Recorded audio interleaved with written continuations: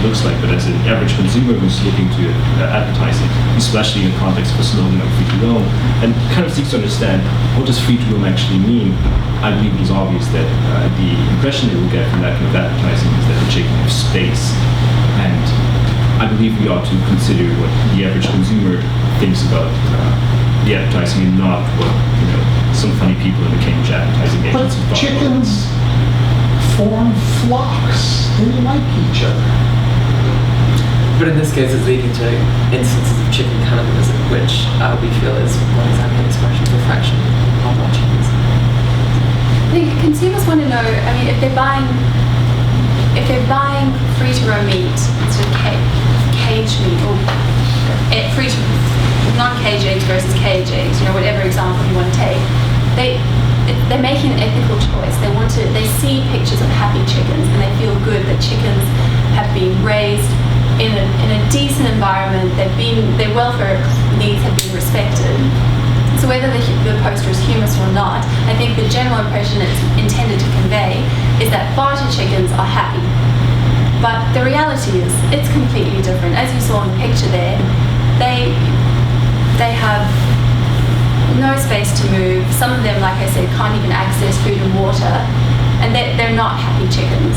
And the reason we have advertising like that is because we want to lead our customers to believe that our chickens are happy and we treat them well, so they should buy our chickens. And that's where we have been unethical.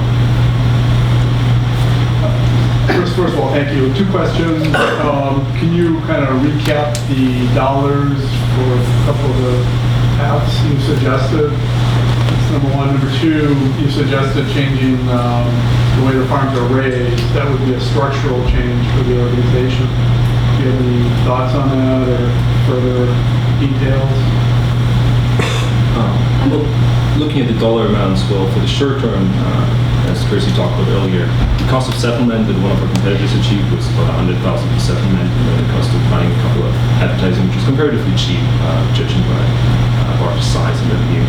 The cost of losing the case would be somewhere between 1 and 10 million, depending on how many provisions they're found guilty of, plus maybe another million in legal fees to be paid for the ACCC on the other side.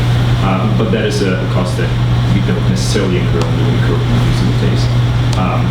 Having instituting the common sense fact checking, our solution for the midterm is the cost of one CSR officer looking over advertising, which is I would argue negligible in the larger scheme of things. You're looking at one person hiring something like 80,000.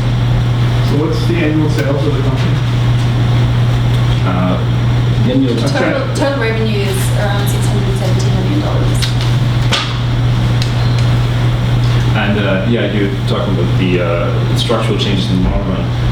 The structural changes are not as substantial in the long run. I mean, it is not like the overhauling production changes, asking our farmers to use a little more land, give the chicken a little more space, which is more expensive. I'll grant you that. But to give you any comparison from the realm of free of egg production, the cost of producing a caged egg as opposed to the cost of producing a free-range egg, the difference is about 2 cents per egg, which isn't all that much.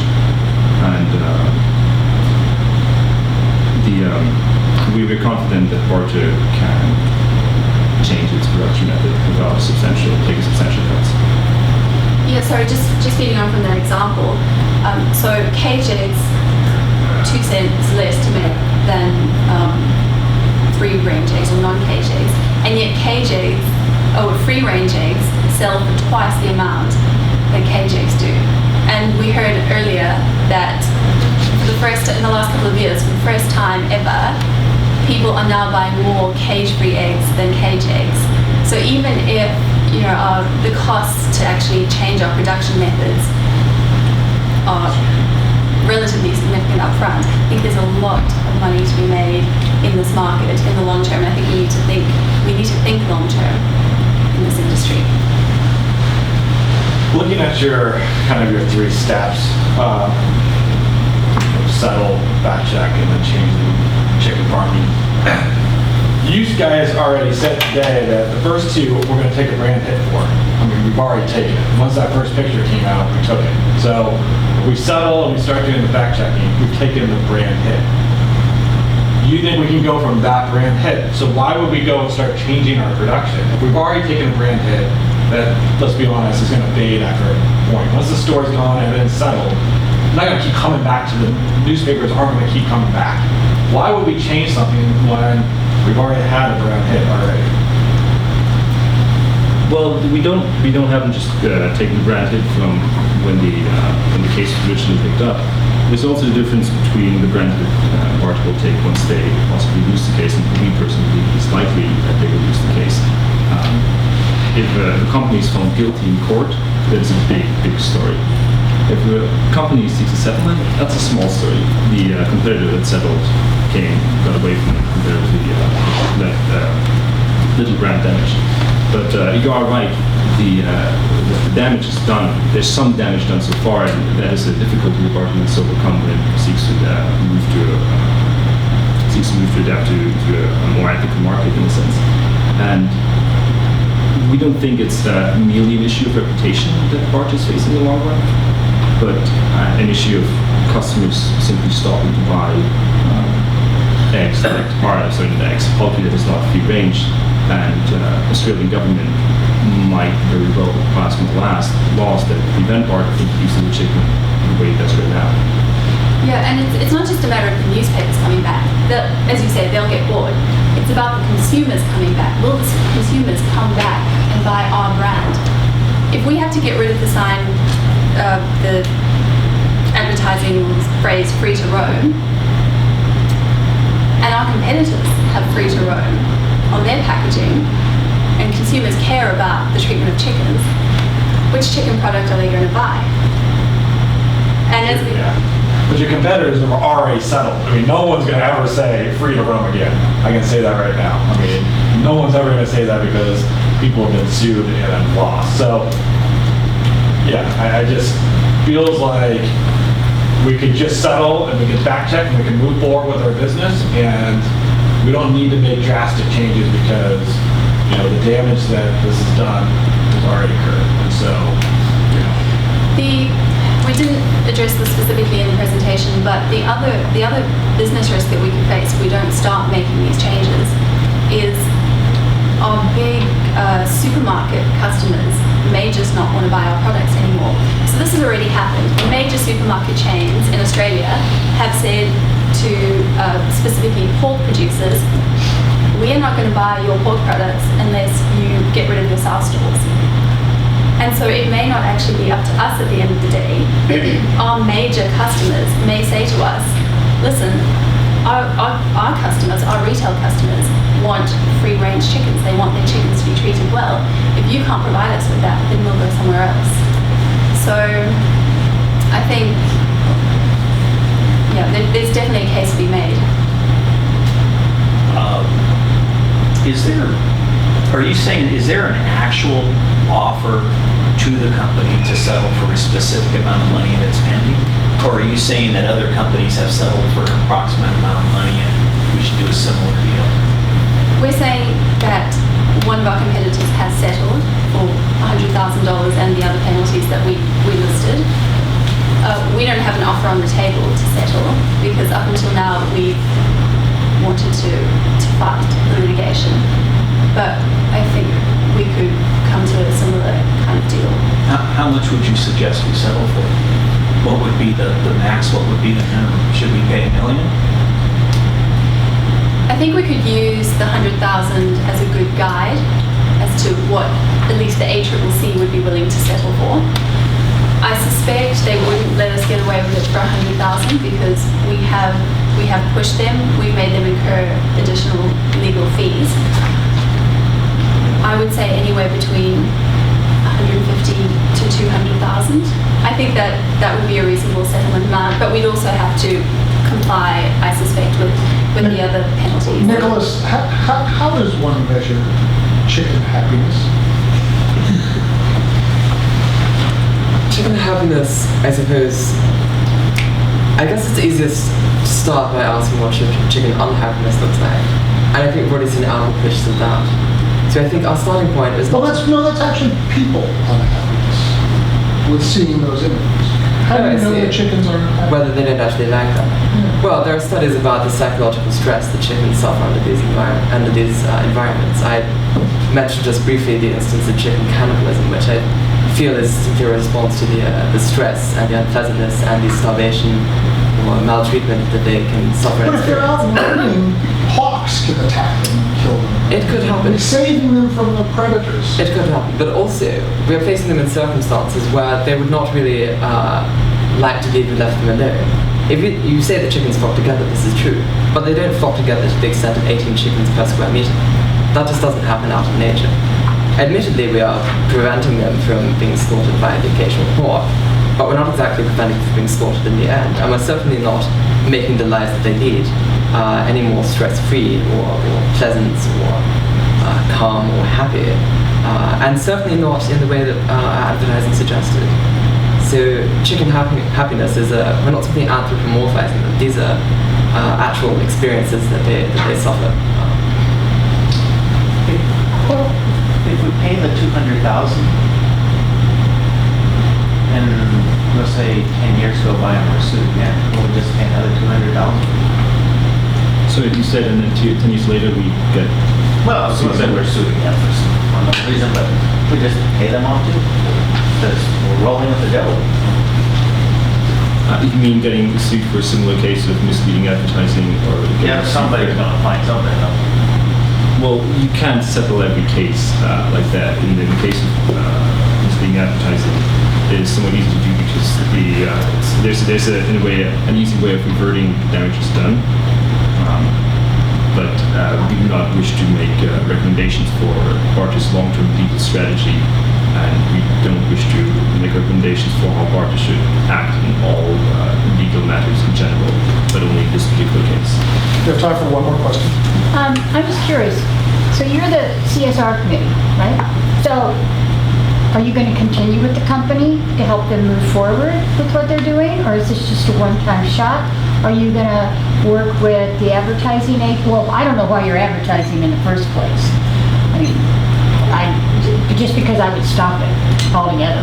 From a PR standpoint, I would stop it. But are you going to continue? Because I know a lot of companies in the U.S. have their CSR committees that continue. So are you continuing to work with them and, see that they do things even though they might fire you? Or how are you going to deal with this? Is it upper level? Is the board hiring you? That's what I want to know. Are you continuing? Are you going to work with the executives to help them move on? What is your role going to be? Well, in short, yes. So the board hired us. I suppose this litigation really brought these ethical problems into focus, and the board really had to look again at, I suppose, Barter's ethical, stance on things, and so hired us as a CSR committee to come into the company and really look at advertising, look at farming practices, look at consumer expectation, and start to try and change things. So yes, we're here for the future going forward, and we'll do what we can to really try and improve Barter and try and sell Barter as an ethical company to its consumers. Good. Take a deep breath. It's over. It was fun. Good. So we get to now share with you some impressions of your presentation and style. Would you like to start? Okay. I thought you were very good. I do think you need to check your slides. Can I ask a question Yes. about that? Was it some spelling issues? Yeah. And was it English? Like Phil. I don't know. How do you Is it- spell? there's Phil? English There's a spelling. different spelling. Yeah. English. It's just F-E-L, F-I-L? Yeah, I think. And I have English trouble and American working for an spelling is English different. company. That's I have funnily that enough, we had to argue Okay, about and this the because word it showed up no and spell checker. And lawsuit is 2 words for you. Yes. Yeah.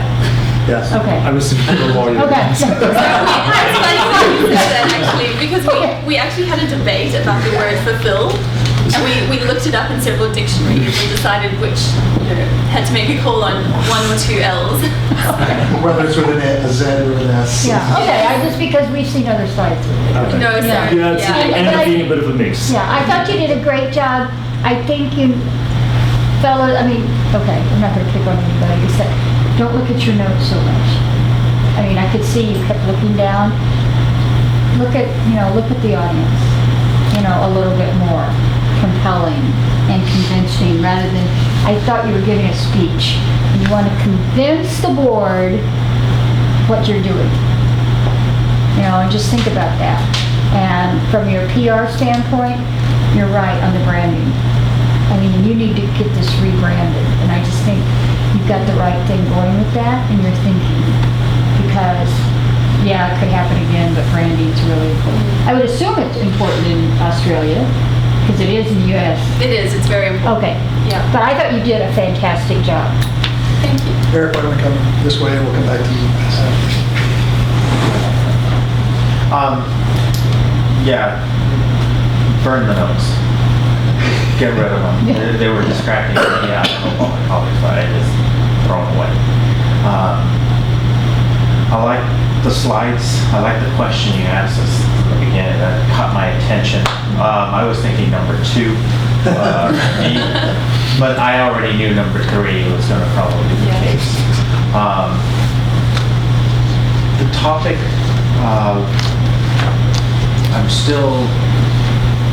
part of me wants to, we're talking about branding, I think it just changed the name of the company, start fresh. And part of me wanted to ask you, why don't we just literally cut that division out, farm it out to someone else, we're not responsible for that. Because I'm thinking of costs, so maybe I can save money, increase my profit share, go into that side of the business, everything looks hunky-dory, everything is smiling. Like the voice, and like the transition, work on the transition. That's about it. Thank you. Very logical, right?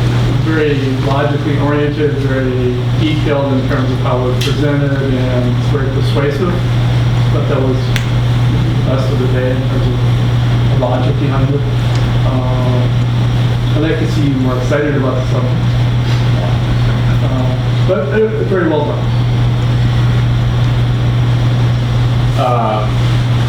One thing that really stuck out in my mind is I like seeing the solution up front.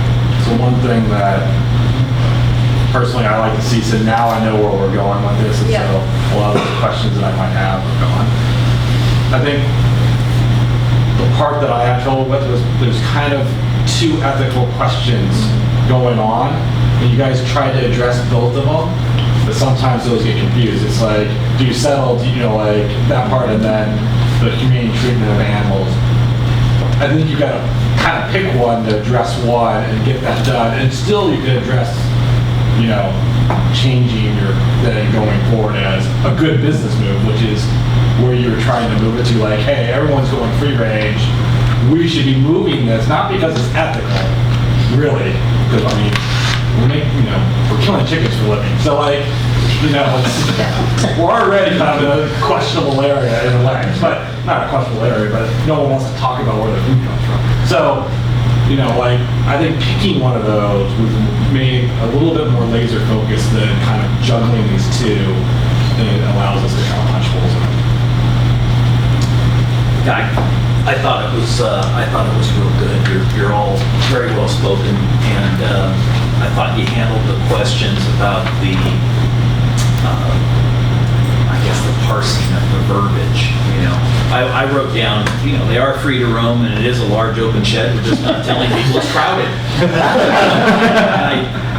I thought you did a good job of handling that, and I did like the slide. The use of the question at the beginning I thought is compelling because it's persuasive. It gets the person to realize, okay, yeah, that's pretty ridiculous. And so when I end up trying to parse the words, I do feel ridiculous. So I thought that was good. It's interesting, we've been here all day, and it's interesting how some teams choose to handle the table issue. Some people will just sit behind it, and that's all they do. Some of them come up and they stand kind of in the well.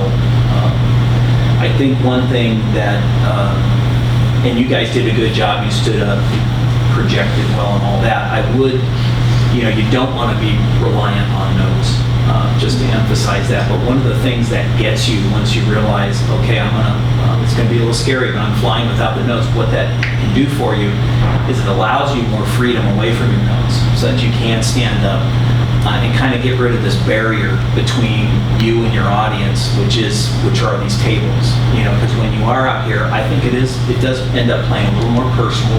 There's a little bit more connection between you and the audience, and I think that gives you more persuasive power. But the other thing I noted is you guys don't even need the notes when you're answering the questions. When you don't even need it. You're really well spoken, so you should just rely on that. You know the material really well. So thank you. I'm going to make a quick comment. I think you opened very well. That was, I would say, an executive level opening. Simple, to the point, informative, right up front. That was very good. I would echo most of those comments. I really enjoyed the presentation. I enjoyed the topic, because I think it's an important topic, and it does pose dilemmas for companies in advertising, whether it's with respect to chickens or other products. I echo what they say about the notes. I was not sure whether you were reading from some of the notes, but you were looking down too often.